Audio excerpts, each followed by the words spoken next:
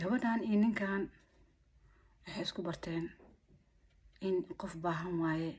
oo asagana ka faa'iideysto sidoo asaga lacag u siiyo ayadana ay ula tumato. Subxaanallah. maalin maalmaha ka mid ah markay aragtay inuu ka gacan yareeyay iyo wixii tiri lacagan u baahanay lacag si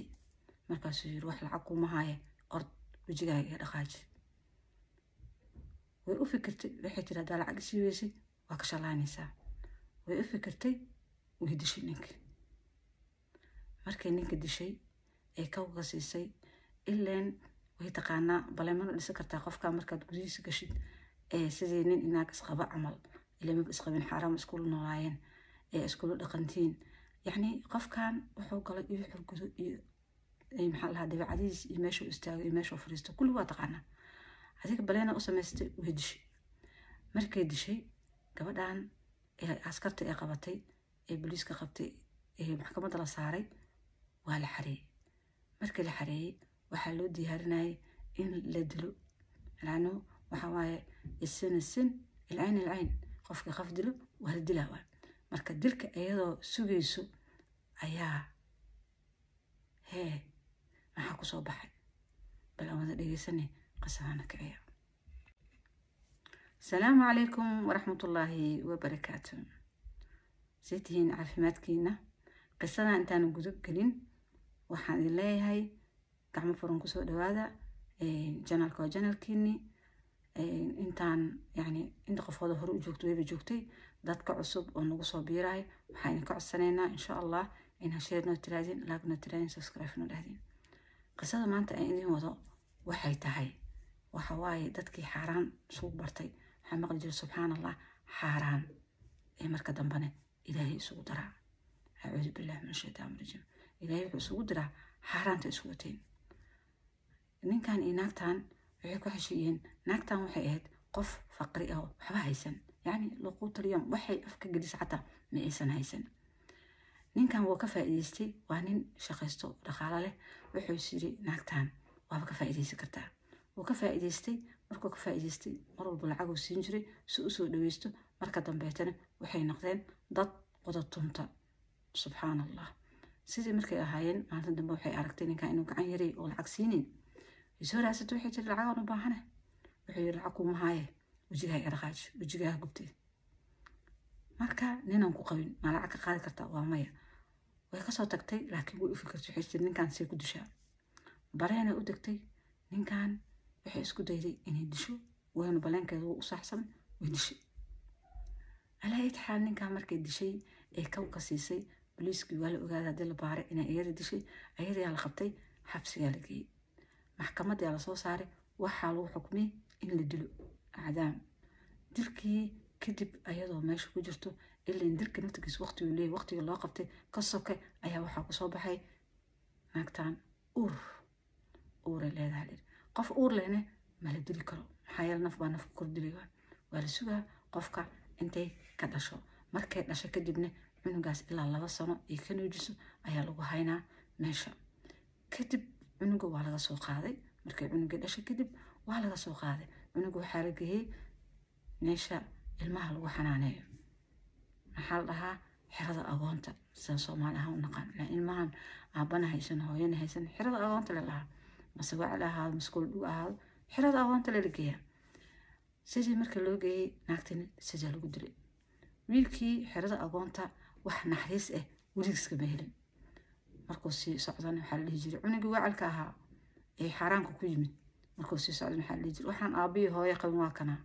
si socday wacalka kala jirin waa kana. cunugii adiga kelmadihii uqdadii rafaadkii ayuu ku koray. markuu weynaaday yani xiradaas agoonta waxa lagu baraa barasho lagu geynaa waxa lagu barayaa adiga qof weyn markaa naqatidna 5 jiro fal arle waa lagu sii deynaa. wiilka markii wax la baray waxbarashadu u dhamaatay oo nin weyn noqday waxa la albaabka furay kulaajka waa kaaga dhamaatay waqtigiisa iska bax. wiilku soo baxay shaqo soo raadsaday wuxuu shaqo ka helay meel leeyahin waa tuuladii wuxuu shaqo ka helay yani mazrac ay dhahaan mazracan waxa waaye beeraley. nin lacag leh ayaa rabay inuu beerihiisi loo waardiyo loo ogaado loogu shaqeeyo. shaqadii meesha ka helay meeshii oo kale isla meeshu asaga ka shaqeeyo ayaa waxaa joogto gabar ayadana ninkeedii ka dhintay laakiin cunug yar ay haysato wiil ah iyo aabaheed ayagana meeshay ka wada shaqeeyaan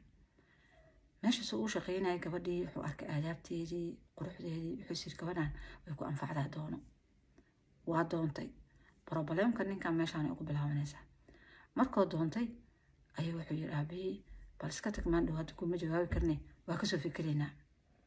kasoo fikiridii wuxuu keenay odaga inuu raaraadiyo yiraahdo ninkan yaa yaqaan yaa dhalay subxaan allah wax ku yaqaan lama waayo maqal jiray waxa uu helay odaygii nin yaqaano wiilkan wuxuu yiri wiilkan ana aqaan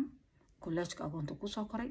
hooyadiisa maxay ahayd xabsiga u gashay ninkii la tuman jirtay ayaa lacag ka waysay marka dambe ninkii dishay xabsiga gashay xabsiga markay gashay cunugana urkiis ku soo baxay 2 sano la sugay kadibna waa la dilay asagana xirada agoonta la keenay yacni waa cunug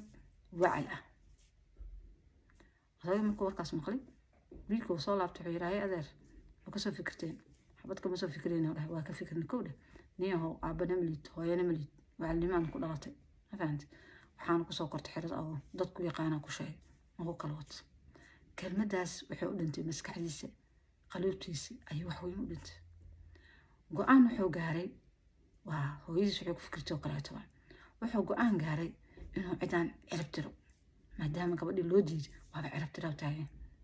maalin maalmaha ka mid ah waxaa dhacday in cunuga yaraa gabadha dhashay la waayay san iyo baar cunuga yaraa meel ku dhedheelay male cunuga dhinac iska raadinaya cunuga aawe cunuga yaa qaatay xataa meesha booliiska oo la tagay wax cunuga aawe war cunuga hala raasho cunuga dhinac isu ka raadinaya cunuga aawe waxay dadka la yaabeen magaalada deganaay dadka la shaqeynay beeraha ka shaqeynay kullu waxay la yaabeen ninkan latiif nimis yani fiicnaantiisa wanaagiisa soo cidaan u garab taagay xalay ninkan fiican ma heli leeyeen ninka maxaa lagu nacay marka wiilkii waa la waayay saan iyo baraq marka la waayay ee ka soo wareegatay muddo bil ah yaa ayaa odaygii duqa ahaa oo gabadha dhalay wuxuu go-aan ku gaaray wiilkan oo la hadlo oo gabadhiisana siiyo wuxuu yiri wiilkayga soo dhaw wiil fiicanaa tahay gabadhiisa waa ku ogolaa farxad meel us dhig oo ka sugay arooska la qaban qaabay sida lagu guuri wiilkan wuxuu degan yahay qol musqul jiko yar oo ku taalo beeraha ninka beerahaas lahaa ayaa siiyey meeshiisuu u joogay ee qolkii loo geeyey gabadhan qolkii isbuuc ugu horey markii ay tagtayba habeenkii markay seexdo horta urka qolka waxbaa kasoo kumacaya ayadoo yaaban si walba hadday yeeshe hadday boqor unsi ku shubtay hadday catar ku shubtay hadday barfuun ku shubtay waxbaa kasoo uraya qolka ayadoo yaaban ilaa qolkan waxa kasoo uraya markii qolka dhex seexatana waxay ku riyootaa cunugeedii oo cameel cariiri ku jiro oo gacanta usoo taaganaya ayadoo ooynayso waxay ku dhex ooynaysaa riyada dhexdiisa waa yaabantahay markii qolkay gasho ay seexataba waa u taalaa sheekadii waa isdabayaal soo u noqday gurigooda markay aado way fiican tahay gurigooda 2 habeen markay soo hoyato way fiican tahay markii qolkii yaraay ee ninkeedii ku qabo markay timaadana sideedii ka bilaabaysaa maalin dambe wuxuu u sheegtay aabeed waxay tiri aabo riyadaanan arkaa maxay macnaheeda tahay sug sheekhaa loo idinaa sheekhaa loo tegay sheekhiyaa waxaa layidhi sheekhow aniga riyadaasaan mar walba arkaa cunugeygii oo meel cariiri ku jiro oo gacmaha iisoo taaga anigoo oynaay maxay macnaheeda tahay sheekha wuxuu yidhi qolka aawe qolkan deganaa qolkee sheekha la keena sheekhi quraan qolka ku aqriyay waa ka soo tegay wuxuu yiri cunugaagi qolkaas ayuu ku dhex duugan yahay cunugaagi qolkaas daftarkiisa ayuu qabrigiisa yahay subxaanallah soo ku yahay alaad xaal xitiri wuxuu yiri booliisku u wac qolka hala baaro waxa ka soo uraayo meed waxa ku jirana waa meed hala baaro booliiska la wacay dadkii wax baaraya la wacay haddii qolkii la faagay ilaa shameendooba mariyo haddii la faagay wixii la faagay si fiican loo fiiyo waxa ku jiro wiilkii oo wili dhamaad oo si dhamaanayo wiilkii si dhamaanayo ilaa bilooyin ilaa awarka markuu cunaa qofka waxa la midka tartiib u dhameeya hal mar mooda dhameeyo subxaanallah urka yaabis wala soo bixiyay waa la baaray waxa ka soo baxay wiilkan qabo oo odageed ah farihiisi waxaa la ogaaday inuu asaga dilay asaga yaa la waday waxaa la geeyey meesha booliiska hadda iyo baaris soo dhawaalinayo waxaa cunugan yar u dishay wuxuu yiri nolosha waxaan u nacwo dhaarto intaan noolaa hooyaday wuxuu yiri kelmadan xanuunka badanayo xanuunka badanoo ereygaanuu yiri oo iga tirtirmaynuu yiri wacalki hooyaday horta i reebtay nolosha ayadaa u naco yiri kowdhe tan labaaduu yiri mujtamacan ku dhex noolahay yani dadweynahan ku dhex noolahayn wuxuu yiri ayagana wuxuu yiri waxay i gaarsiiyeen maskaxdeyda daamish gaarsiiyeen qalbigayga daamish gaarsiiyeen ma nooli mana dhiman gabadhan soo raasay nolosha kolleejkan cariiri ugu soo noolaayo banaanka u soo baxay waa neefsanay islaahay meelan laga aqoon tuuladana oo imid lagama yaqaan tuuladii nin ay yaqaan iga daba yimid gabadhana raasadi waxaan ahay dhan odaga intuu raashay ayuu u soo sheegay ninkan inaan wacalahay inaan hooyaday wacnimo igu dhashay inaan ku soo koray xiradaas oo maxaa la jira agoonta inaan ba ahayn inaan ta ahayn inaan qof wax barta ah inaan qof shaqaysta ah in rag ilaahay iga dhig inuu ilaahay i dhamaystir waxaas dhan looga jeedo marka wuxuu yiri xanuunkii aan ka qaadayo ya mid aan lasoo kabsadaayo noqotay markii gabadhii la ii diidin go'aan waxaan ku gaaro shaydaankaan waxay tusiyey inaan cunugan ka taqaluso cunugan dhinacaan ka raadi jira ciddii reerkii ilaahay baa haddana keenay leen waa kashafni maraba ilaahay markuu ku kashafayo waa bataan sidii reerkii ku ogaadeen markaa gabadhooda guursaday aan qolkii aan wiilkii ku aasay